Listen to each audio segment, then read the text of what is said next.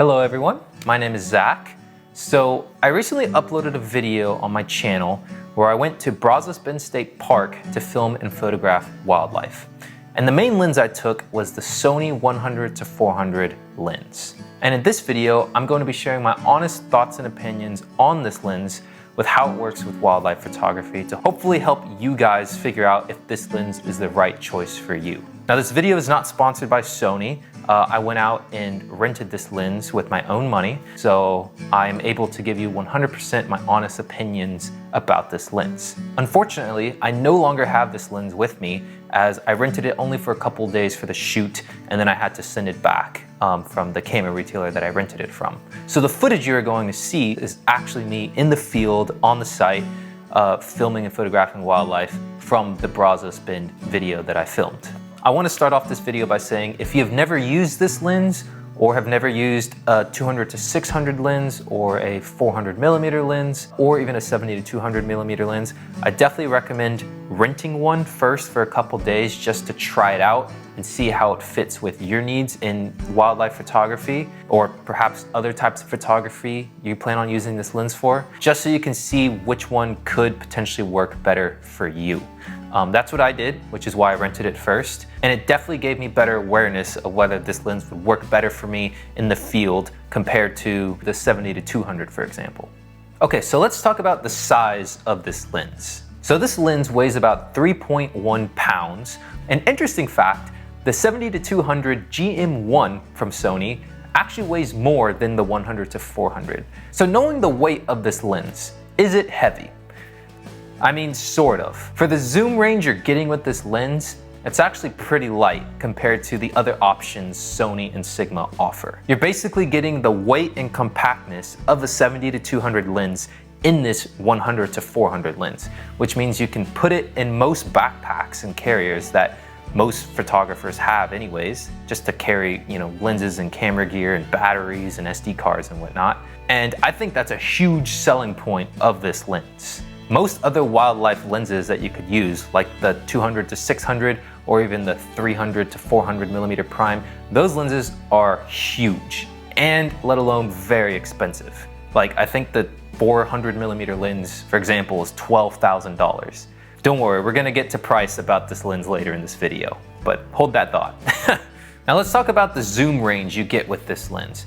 As I already mentioned, this is a 100-400mm lens, which means you can zoom out and get animals fairly close to you, and you can zoom all the way in to pretty far with 400mm and capture an animal that's pretty far away from you. There were a couple times where I did wish I had slightly more of a zoom range. However, with the camera I shoot on, which is the Sony a7 IV, it does come with a crop mode that you can shoot in. When you film in crop mode on this camera, you're getting a 150-600mm range, which basically covers the 200-600mm lens anyways. So I personally used that feature when I was out at Brazos Bend a couple times, and I looked at the footage and I looked at the overall quality, and it still holds up really, really well.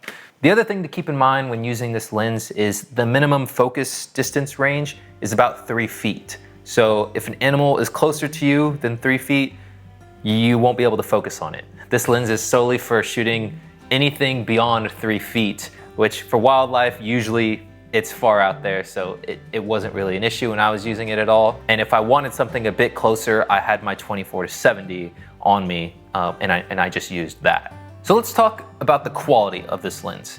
So this 100-400mm lens is actually in the G Master lineup from Sony, which means this is the top of the line Sony glass that you're gonna get. And it's also natively made by Sony, which means you're gonna get all the super cool native features that is only offered on Sony cameras when you attach a native Sony lens. So you're getting like all the top quality features that Sony has on this lens, which in my opinion ranks it really high on which wildlife lenses are the best.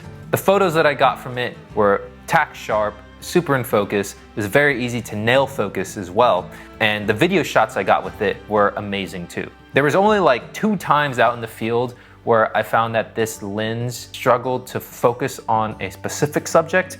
For example, I was filming an alligator in the field and I was trying to tap the screen to like focus on the gator, and I thought I got it, but it missed and actually got the grass instead of the gator.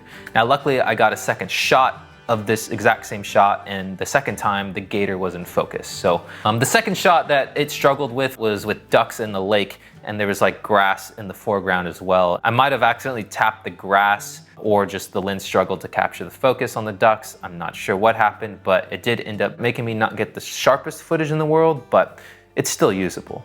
Now let's talk about the aperture of this lens.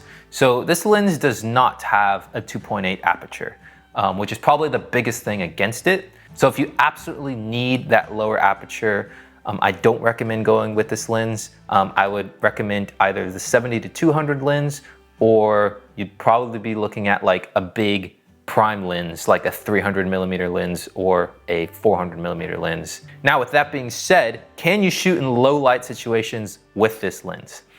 I personally did not test that out in the field when I was at Brazos Bend, but I have been shooting on Sony cameras for a minute now, and I do know that Sony cameras are really, really good in low light anyways. So could you always shoot at higher ISO options?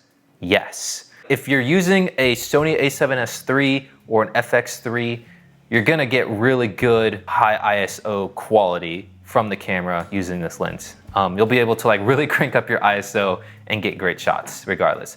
I'm shooting on an a7 IV. The a7 IV still gets really good high quality footage in the high ISO range. It would look better on the a7S III or FX3 just because those are video dedicated cameras. So it's just something to be aware of and keep in mind when you're using this lens. The other time of day that I shot pretty frequently at was during golden hour.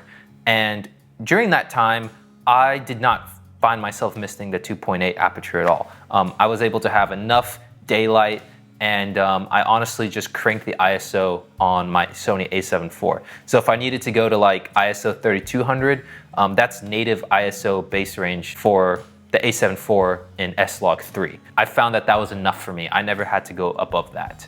And one last note I will add about this is if you plan on sitting in a blind super early in the morning or super late in the evening to get the dusk shots or early morning dawn shots, I would 100% recommend getting either 300 or 400mm prime lens that has the 2.8 aperture, just because you're gonna get the better lighting and you're sitting still in a blind, so you're not having to move around a lot. So you're getting the best of both worlds in those lenses for the type of photography you plan on doing. The last thing I wanted to talk about for this lens is the price. So this lens comes out at $2,700 USD, and that makes it quite a pricey lens. It basically puts it in the same price category as a 70-200 2.8 lens, which is quite a popular lens. Compared to the 200-600 Sony lens, this lens is definitely more money than that, but you're also getting that G Master quality glass that the 200-600 does not have. So for $2,700,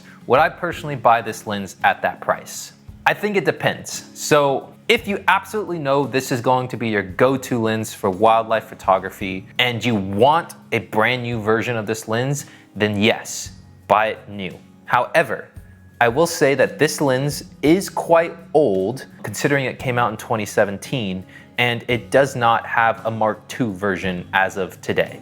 The 70-200 lens from Sony is now on the Mark II version, and it's lighter and it has more features compared to the Mark I versions of their GM line. The 70-200 lens is $2,900, so you're getting a newer lens for only $200 more. With that being said, that this is an older lens and Sony is still selling it for their top dollar price, I would probably consider buying this lens used. Just because when I was looking, I was able to find it for about $500 or $600 off from reputable sellers such as like KEH or B&H Photo. And then when the GM2 version comes out of this lens, sell it and hopefully break even. And then, you know, if you want the GM2 version, go ahead and buy the GM2 version. Just because as soon as the GM2 version drops, this GM1 version of the 100-400mm lens is going to drop in value. You're not going to be able to break even for what you paid for it. So that's just something to keep in mind when purchasing this lens. Okay, so to sum up everything about this lens, it's compact enough to fit in your camera bag. It basically weighs the same as the 70-200, which means it makes it very easy to travel with and do hikes with. And if you're gonna be on the move a lot, this lens makes it very easy to do that compared to the bigger wildlife lenses available on the market today.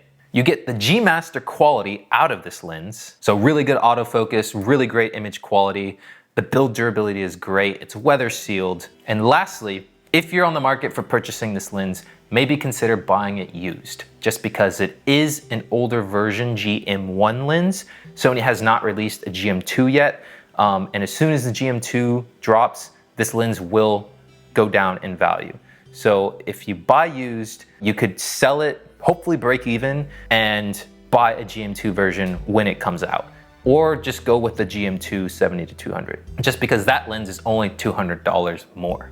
So hopefully that makes sense for everybody watching this video. I tried to give you my honest opinion and thoughts about it, and if I was on the market, what I would do to buy it. So hopefully you guys found it helpful. If you'd like to check out this lens or any of the other lenses that I mentioned in this video, feel free to click the links down below in the description. If you guys have any other questions that weren't answered in this video, feel free to leave a comment down below and I will do my best to answer them. Thank you guys for watching, and I hope you have a good one.